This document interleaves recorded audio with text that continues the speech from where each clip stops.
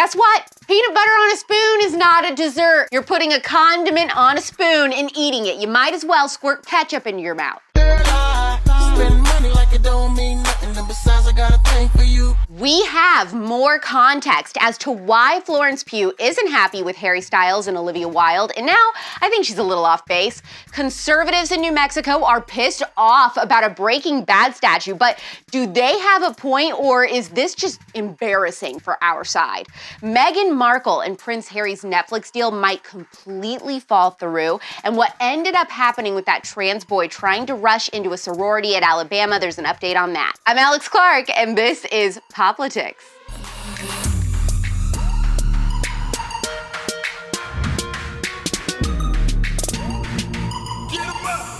This section is just for adult ears. A more detailed picture of what's eating Florence Pugh has finally been revealed. It's Harry Styles, literally and figuratively. Remember last week I told you how there are rumors she has not been getting along with Harry and Olivia Wilde since the making of their new movie, Don't Worry, Darling, which comes out next month? Yeah, sometimes I'm overthinking. One thing goes wrong and I can't adjust. I lost the taste for the good enough. I predicted that she was mad that their relationship is what has gotten all the press attention from this movie and that it's overshadowed her. And her comments in another interview add a whole other layer to this story and then some. You don't know what you do. Your body like speaks. In the trailer for the movie, Harry goes down on Florence. Of course, he's Harry Styles! So the internet fixated on that one part of the trailer, and when Harper's Bazaar brought this up to Florence, she was not happy. Can we talk about anything else? She said, when the movie is reduced to your sex scenes or to watch the most famous man in the world go down on someone, it's not why we do it. It's not why I'm in this industry. Obviously, the nature of hiring the most famous pop star in the world, you're going to have conversations like that. That's just not what I'm going to be discussing because this movie is bigger and better than that. And the people who made it are bigger and better than that. Like, I know what she means. She's an artist. I get it. The movie looks amazing in and of itself. I think plenty of people want to see it for more than just, you know, that. But also, you're doing sex scenes with Harry Styles, honey. Like, indulge all the women in the world who have dreamed about him since they were 16. You know, be a good sport. This drama is equal parts hilarious and bizarre. Conservatives in the state of New Mexico are furious because the mayor of Albuquerque, Mayor Tim Keller, thought that it would be a fun project to put up 2 statues to honor Breaking Bad stars Bryan Cranston and Aaron Paul. Maybe you and I could partner up. You wanna cook crystal meth? You and me. That's right. The statues are now on display at the Albuquerque Convention Center, and the 2 actors even came for the unveiling ceremony in person. But conservative lawmakers in the state are furious about this. According to TMZ, State Representative Rod Montoya and conservative radio host Eddie Aragon think that the statues send the wrong message about who should be glorified in the community. Montoya specifically said that meth dealers shouldn't be the shining example in Albuquerque. And Aragon said it's not the type of recognition we want for the city of Albuquerque or for our state. Let me clue you in.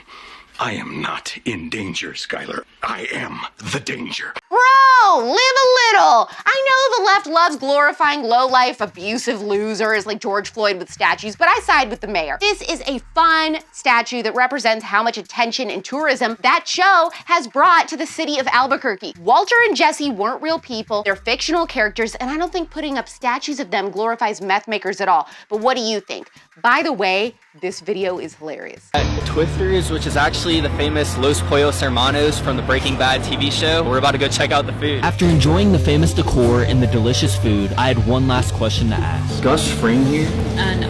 Really juicy drama involving Netflix and Harry and Meghan Markle. Things are majorly on the rocks between the 2 parties for multiple reasons. I love this for Little Miss Green being anti-queen. I don't see a black woman. I don't see a woman of colour. I see an intensely irritating American third-rate actress who's doing everything she can to wreck the royal family. First of all, when Meghan and Harry first moved to California, you know, they thought they were gonna be the belle of the ball. And I think that they thought they were gonna be this new it couple in America that everyone was obsessed with.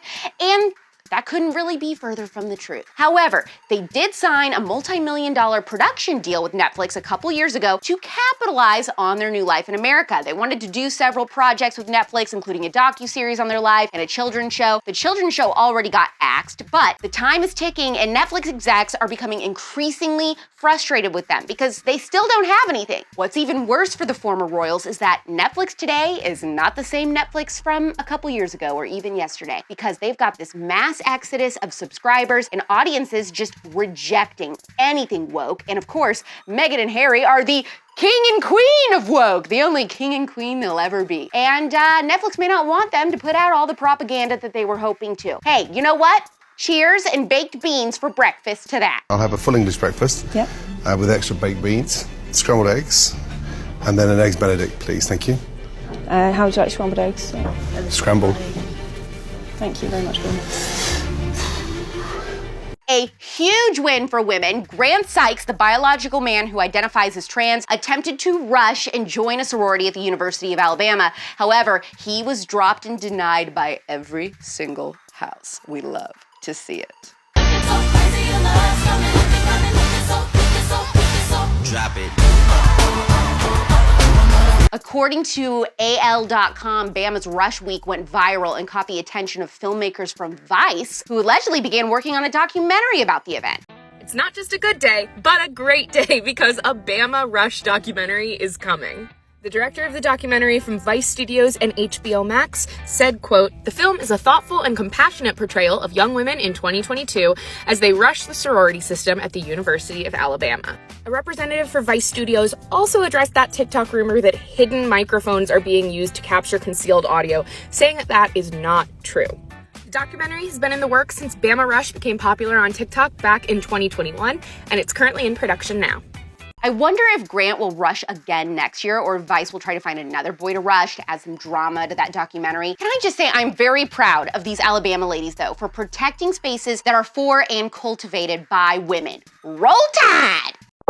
We don't have any money. We're not famous. There's no paparazzi chasing us, but when we walk down the street, people wonder who we are. 3 major things happened in pop culture history this week. Let's see what they were with the Pop Culture Rewind.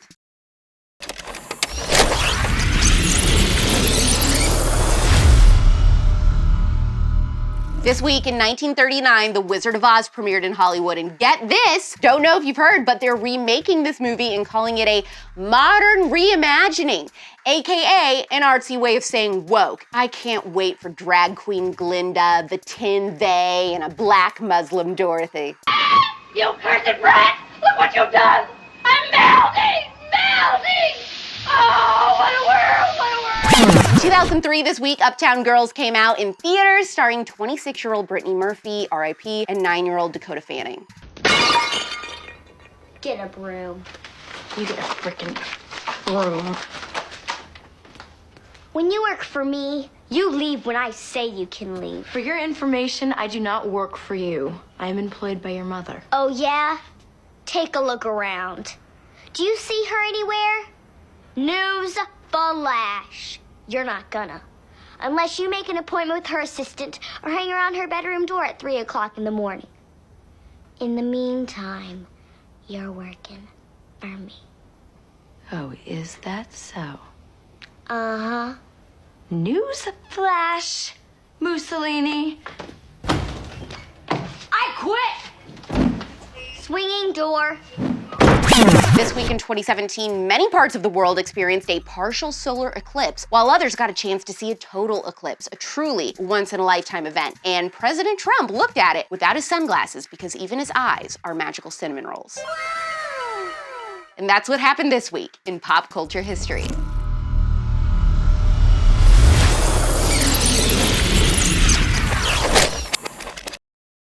I gave a hint at the end of last week's episode of The Spillover of what this week's episode would be about. I told you it involves someone who did something for money that you and I couldn't imagine, and that it will be an episode a lot of you will be nervous to listen to, and some of you may be tempted to turn it off in the middle of listening. It's a very compelling story that is equal parts heartbreaking, disturbing, and even just unbelievable. You will really feel like you're in this guest's shoes, and it will leave you feeling the weight of the exploitation he endured. But then there is a happy ending because our our guest ultimately found Jesus and restoration. It is a must-listen-to episode tonight at midnight Eastern, 9 p.m. Pacific, but it is strictly adults only. Heart or thumbs up this episode if you like peanut butter on a spoon and you don't think it's just drinking a condiment or eating a condiment. Do you think that Florence Pugh is being a little dramatic about everyone being hype about her sex scene? What about the conservatives in Albuquerque? Like, do we need to call out our fellow New Mexico CUTEservatives? And what do you think the subject is going to be about on the spillover tonight? DM this episode to someone who has an unhealthy addiction to peanut butter and hit that save button to support us.